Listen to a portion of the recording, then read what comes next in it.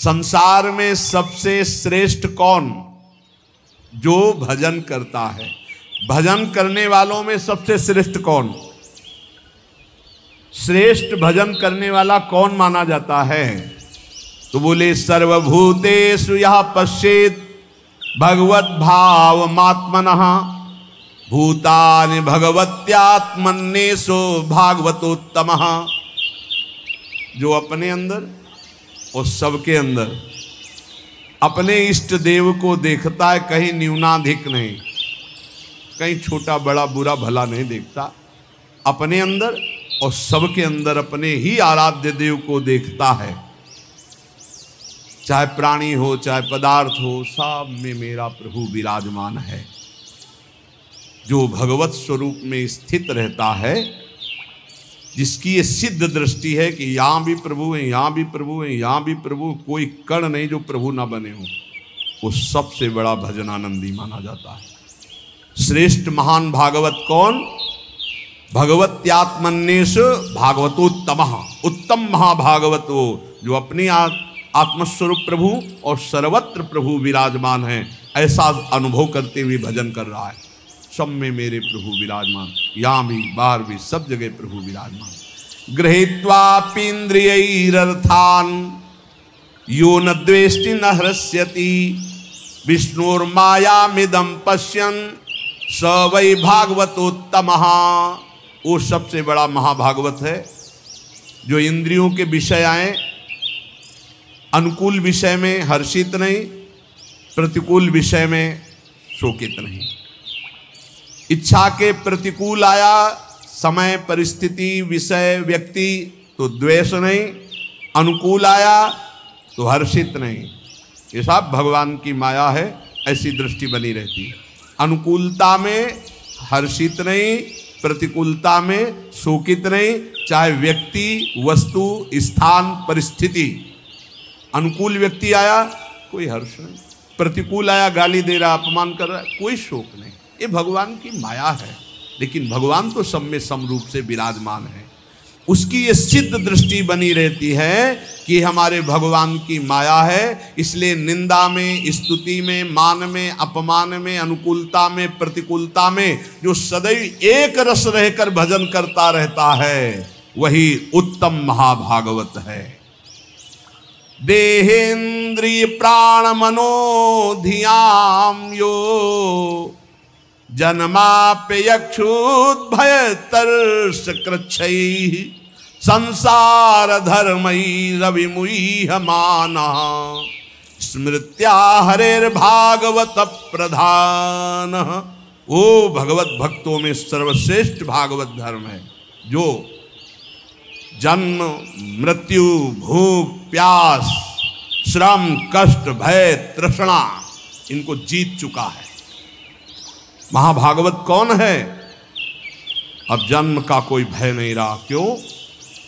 यदि मेरा जन्म होगा तो मेरी प्रिया जो मेरे साथ होंगी। अब मेरा जन्म कर्म बंधन से नहीं होगा, अब प्रिया जो के साथ होगा। यत्र यत्र मम जन्म कर्म भिन्न नारके परमे पदे अथवा राधिका रत निकुंज मंडली तत्र तत्र हृदय में विराजिता। भजन कभी नष्ट नहीं होता।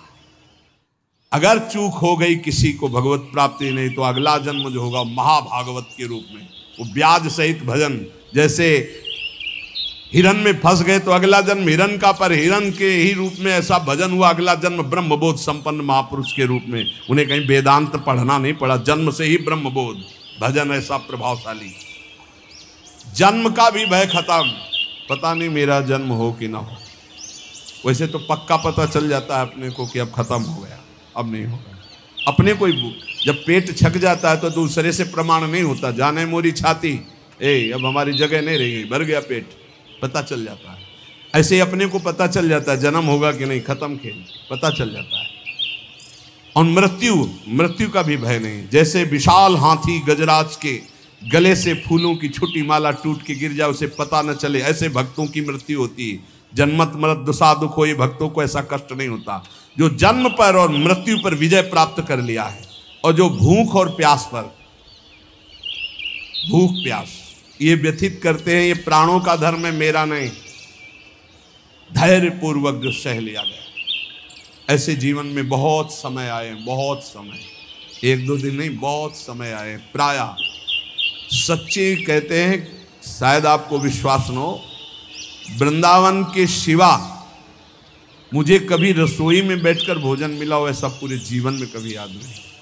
कभी ये ऐसे किसी गांव नगर में प्रवेश करके किसी रसोई में बैठना, गंगा का किनारा छोड़ना तो था ही नहीं। और काशी में तो घाट में ही किसी की रसोई में कि बाबा ऐसे बैठे हो गरम गरम बनता, कभी जीवन में नहीं ऐसा। कई कई दिन पर उत्साह ऐसा बढ़ता, मुझे भगवत साक्षात्कार करना है, इस बात का उत्साह किसी बात से फर्क नहीं पड़ता था। कभी ऐसे नहीं कि ऐसे बिल्कुल शोकग्रस्त कि कई दिन भोजन नहीं मिला, तो नवीन उत्साह नहीं, जैसे भगवान रखते हैं बहुत आनंदमय जीवन। और गंगा जी में हमने एक विशेषता पाई है, माँ गंगा का ऐसा जल है कि वो सब पुष्टता देता रहता है। कई कई दिन भोजन न मिलने पर भी शरीर हमारा कभी क्षीण नहीं हुआ, और एक दिव्यता रहती थी, एक पुष्टता रहती थी। कमंडल भर करके गंगा जल पिया तो ऐसा मानो माँ का दूध पिया हो, ऐसा बल उसमें रहता था। ये मतलब 10वें वर्ष का अनुभव है, 10वें वर्ष का अनुभव। जब लक्ष्य बन जाता है भगवत प्राप्ति तो भूख प्यास भी नहीं सताती।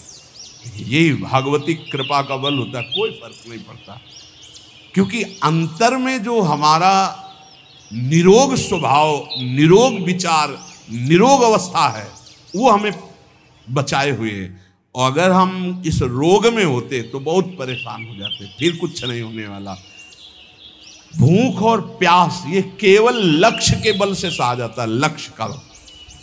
और फिर जब आनंद की अनुभूति होती तो इसकी कोई चिंता ही नहीं रहती।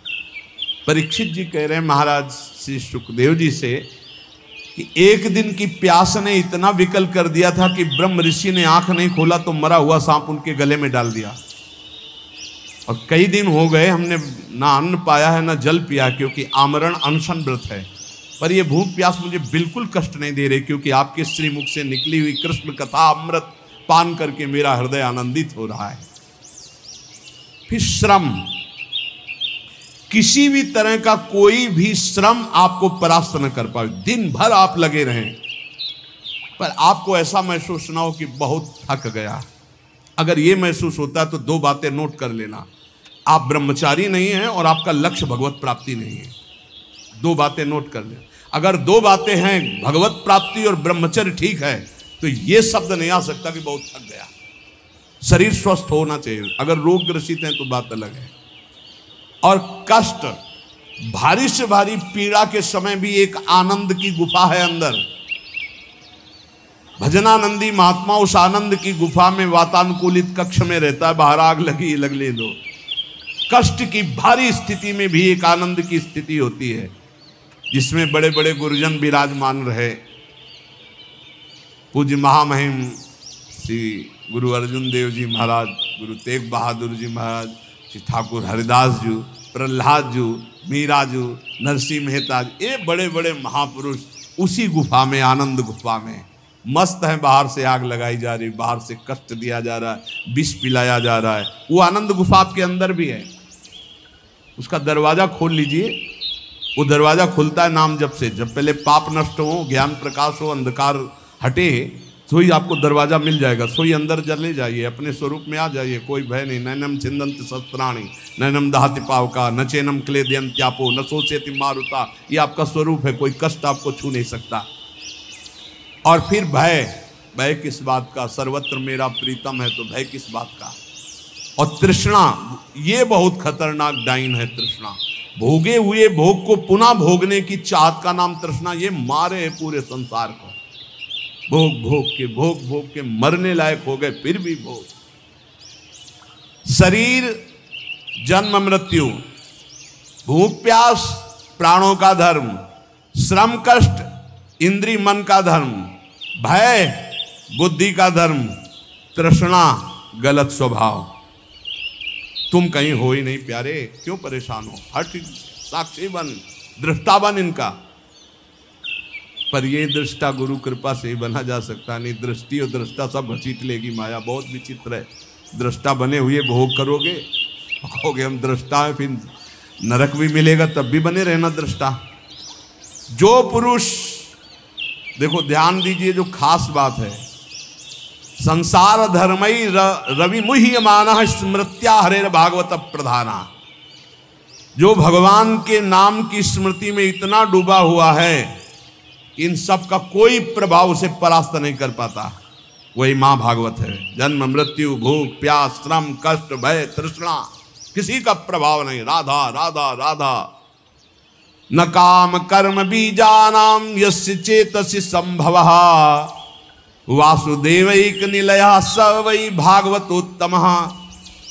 जिसके मन में किसी भी नवीन भोग भोगने की इच्छा नहीं है, जो कर्म प्रवृत्ति उनके बीज वासनाओं का नाश कर चुका है, जो एकमात्र भगवान के चिंतन में निमग्न रहता है, वो महाभागवत है। किसी भी भोग अंदर खुद पूछो क्या चाहिए, जब कुछ उत्तर न मिले, जाहि न चाहिए कबहु कुछ नहीं, ना उत्तम ना धम न सत ना सत, शांत, कुछ नहीं। ये कब होता है? भजनानंदी महात्मा भजन में तृप्त रहता है, उसे कोई चाह नहीं रहती। जो एकमात्र भगवान में निवास करता है, भगवदानंद में कोई नवीन भोग भोगने की इच्छा नहीं, कोई कर्म प्रवृत्ति का बीज ही नहीं, क्योंकि अब कुछ चाहिए ही नहीं। सब कर्म होते हैं कामना से, कामना से कर्म, कर्म से बंधन, फिर कामना, यही चक्र चलता रहता है। जो निरंतर भजन में इतना डूबा हुआ है कि कोई वासना नहीं, कोई इच्छा नहीं, कोई कर्म प्रवृत्ति की चाह नहीं, वो भगवत प्राप्त महाभागवत है।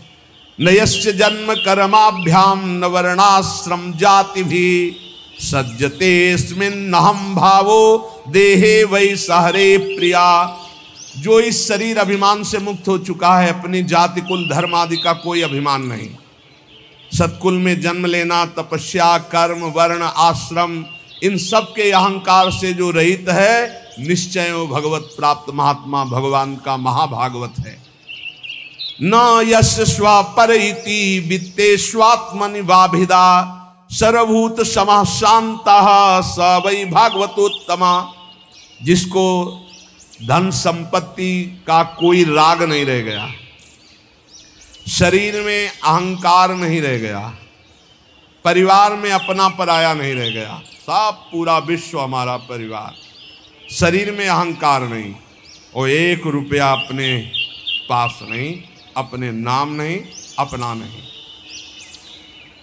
जो सर्वत्र समस्वरूप परमात्मा को देखता है, किसी भी घटना से किसी भी उससे विक्षिप्त नहीं होता। अच्छा हुआ, जो हुआ अच्छा हुआ, भगवान की बड़ी कृपा, इसमें भी कोई मंगल होगा, और शांत रहता है हर परिस्थिति में, वो भगवान का उत्तम महाभागवत है, उत्तम भक्त है।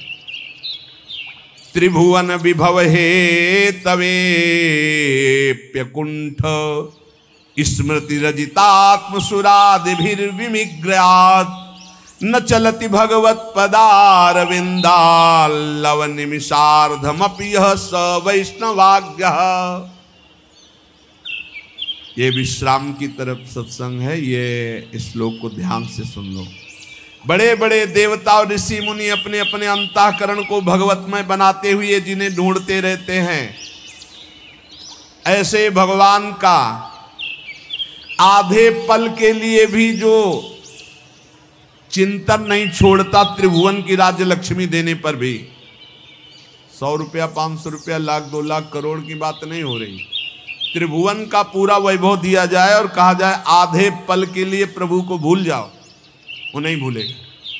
बोले ऐसे को महाभागवत कहते हैं। हमारी साधना की पूर्णता कहा है कि बड़े से बड़े प्रलोभनों में भी हमारा मन न जाए, भगवान के चिंतन में लगा रहे, वही महाभागवत है। जो आधे पल के लिए भी त्रिभुवन की राज्य लक्ष्मी देने पर भी भगवान का विस्मरण ना करे। इसलिए अपने जीवन को विसृजति हृदयम नयस्य साक्षात् धरीर वशाभीतोप्यगहुघनासाः प्रणय रसनया धृतांगी पद्महा सा भवति भागवत प्रधान उक्तः।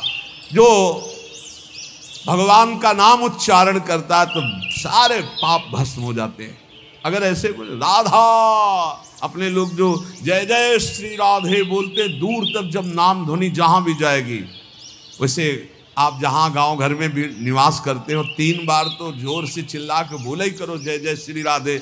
भले वो कहेंगे बड़ा भगत है, बड़ा ढोंगी है, लेकिन उनके भी कान में राधा नाम पड़ेगा तो उनका कल्याण होगा, तो उसका तुमको और पुण्य मिलेगा। भक्त जानते हो क्यों धनी हो जाते हैं? क्योंकि जब सबसे नाम कीर्तन करवाते हैं तो सबका मंगल होता है, तो उस मंगल का उनको भी मंगल प्राप्त होता है। ये भी ध्यान रखो। ओ लौकिक उदाहरण में जैसे बीमा कंपनी में है ना, बीमा करवाओ तो जो बीमा करवाने आते हैं वो फ्री नहीं होते, वो हाथ जोड़ते हैं करवाते हैं, तो उनको भी उनको परसेंट मिलता है। ऐसे ही इसमें भी है, इस कंपनी में भी आप जितने को नाम जपवाओगे उसका परसेंट आपको मिलेगा। ये करो, बहुत बढ़िया धंधा है। रुपया के लिए मत कर लो, मान सम्मान के लिए नहीं, अपने प्रभु को प्रसन्न करनी। 5 लोगों से बुलवाया, ए भाई राधे राधे। पागल है क्या? नहीं बोलो राधे राधे, नहीं बोलेंगे तो 4 बार सुना तो दिया, हमारा प्रॉफिट हो गया। हमारा तो तू बोल हमारा काम हो गया। ये पक्का देखो ना, नित्यानंद महाप्रभु की खोपड़ी में मारा ना जगाई मदाई, हो गया ना उसका कल्याण जगाई मदाई।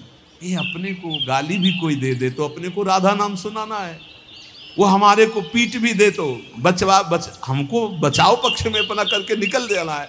और जब पीटे तो हर थप्पड़ में बोलो राधा राधा राधा, उसका कल्याण हो जाए, हे प्रभु इसका मंगल हो जाए। तो जानते हो ऐसा क्यों? क्योंकि उसी में प्रभु बैठे, वो मुस्कुरा देंगे, पहचान गया मुझे? हाँ प्रभु आपकी कृपा से आपको पहचान गया कि आप पीटने का गाली देने का स्वांग करते हो, लेकिन वो मेरे आराध्य देव निहाल हो गए। कह रहे हैं विसृजति हृदयम नयस्य साक्षात, जो अपने प्रभु का कभी विस्मरण नहीं करता तो साक्षात हरि यहाँ प्रकाशित हो जाते हैं। जो अपने प्रेम से उनके चरण कमलों को बांध रखा है, ऐसे कोई महाभागवत कहते हैं। पूरे महाभागवत का सिद्धांत ये है, सर्वत्र अपने भगवान को देखना और भगवान की याद में डूबना, खुद स्मृति में रहना और दूसरों को याद दिलाना। देखो भक्तों का एक प्रभाव होता है, निकले तो चाहे कोई उपहास में कहे ए बाबा राधे राधे, निकला ना राधे राधे, ए बाबा जय श्री राम, ऐसे भले उपहास में भी बोले तो उसको भगवान की याद आएगी। भगवत भक्तों का ऐसा प्रभाव होता है। अपने सत्संगियों को चाहिए घर में कीर्तन करो, अपने घर वालों को 5 मिनट नाम जपना सिखाओ, अपने बच्चों को बैठा लो 5 मिनट नाम जप करवाओ, नहीं तो यही पिटाई करेंगे तुम्हारी जवान होके। इनको संस्कार दे रहे हो आधुनिक, और आधुनिकता में रजोगुण तमोगुण बढ़ता चला जाएगा, तो यही तुम्हारे सामने जब नशा पी के आएंगे तो तुम्हें गाली देंगे। इनको सिखाओ धर्म, इनको सिखाओ नाम जप करना, इनको अध्यात्म की बातें सुनाओ। ये अच्छे राष्ट्र भक्त, ये अच्छे मातृ पितृ भक्त, जिनके हृदय में भावना शुद्ध होती, वो सबका मंगल करते हैं। इन नाम का धंधा शुरू किया जाए, वैसे शुरू तो है ही, लेकिन आप लोग और सहयोग दो। 10 तुम नाम दिलाओ, 10 तुम नाम दिलाओ, तो 10 का तुमको और प्रॉफिट होगा, तो तुम्हारा भजन और बढ़ेगा और 10 का मंगल होगा। भले वो ना बोले तो नजदीक से निकले राधे राधे, वो ऐसे देख रहा है गुस्सा से मानो भस्म कर देगा। आप फिर बोलो राधे राधे, डरती हुई राधे राधे, उसका मंगल होगा। एक करके देखना, हम सही कह रहे, सही कह रहे, बहुत प्रॉफिट हो जाएगी, बहुत जल्दी धनी बन जाओगे। बस और लालसा ना हो, किसी का कुछ दिया हुआ स्वीकार मत करना, प्रणाम भी न स्वीकार करो। वो प्रणाम करे तो आप प्रणाम कर लो। किसी का पानी भी मत पीना, जिसको नाम सुनाओ पानी भी मत पियो उसका, फिर आप देख लेना हमारी प्रार्थना मान ले। और एक आपको गुप्त बात, यदि कोई मरणासन में कहीं आस पड़ोस में कोई जीव जंतु या मनुष्य मर रहा हो, पशु भी मर रहा हो, तो आसपास गए नजदीक जाके राधा राधा राधा उसके कान के समीप सुनाया, चल दिया, पक्का समझना इसकी बराबरी त्रिभुवन में कोई पुण्य नहीं है। मरणासन पुरुष को भगवान नाम सुना देना, इससे बड़ा कोई पुण्य नहीं। उस जीव का निश्चित मंगल हो जाएगा, क्योंकि अब वो मरने की स्थिति में जा रहा है, अब उससे कोई पाप होने वाला नहीं, और आपने नाम सुना दिया, उसको भगवत प्राप्ति होगी, तो आप पर विशेष भगवान की कृपा होगी, आप प्रियालाल के विशेष लाडले बन जाएंगे। इसलिए खुद नाम जप करें और औरों को नाम स्मरण कराएं।